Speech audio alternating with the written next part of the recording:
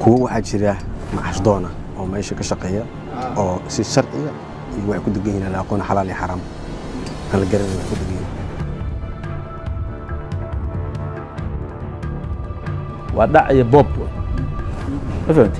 انت شركه la soo heshiiyay hadii uu isaga iska saxiixay waxaas waa dhaqan galeen lidaag anu waxaan qabaa lacagaha noocaas xataa Soomaalida lagu ma sheegan karo berit madaxda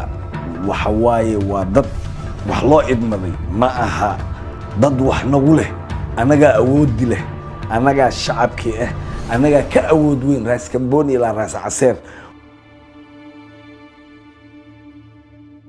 wuxuu marayaa xataa in Soomaalidu gaaro qof in jagal laga disho oo meesha u dambayso Soomaaliga oo laga yaabo dad dawladda ku jira inay xataa ka dameeyaan ama ay sidaan soo aragnayba moogta waayihii la soo dhaafay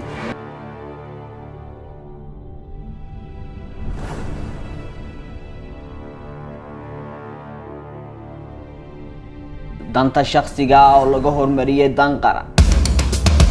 qalin ummadeed oo loogu adeegay cid gaar ah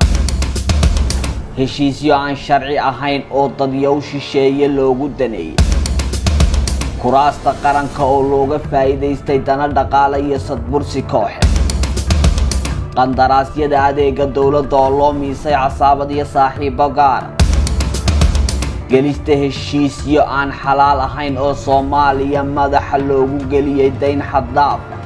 oo haatan ligliga loo haysto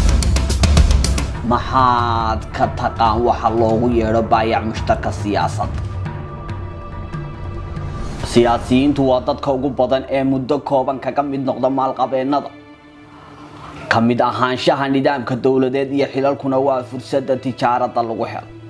tan ayaa ah mid baaristu khusayso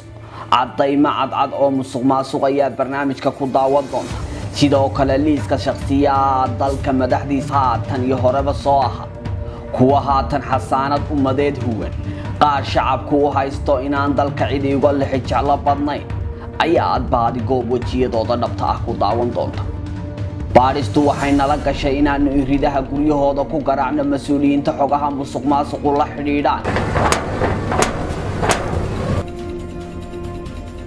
waxaa kaloo qayb ka ah inaan iyagana tagnay ganacsiyada laga tabcaday xilalka ummadda xogaha musuqmaasuqu xarunta xalane ayay nala galeen oo aanu cagta dhignay baahida ugu weyn ee shacabku qabo ayaa ah kala ogaanshaha yaa adeega dadweyne ah yaase ku adeegtay qalin ummadeed waxaan rabnaa oo aan ognahay inay jiraan dadka wanaagsan aan naqaano ee ummadan wax u galay laakiin maxaa inoo diidayo inaan soo helno oo aan soo qabanno dadka dhibka u geysto ummadan xataa qaar haweenkooda iyo xaasaskooda ay shareholders ay ka dhigeen dhibaatada dadka geystay حتى انت المحكمة لك انه هلا عفي جلرو لكن horta ay qartaan dambiyada ay qartaan Baadi-Goob door kan wuxuu gacanta gelin doonaa siraha musuqmaasuq ee ku duuban xeebihii banaad caasimada looga taliyo dalka Soomaaliya ee Muqdisho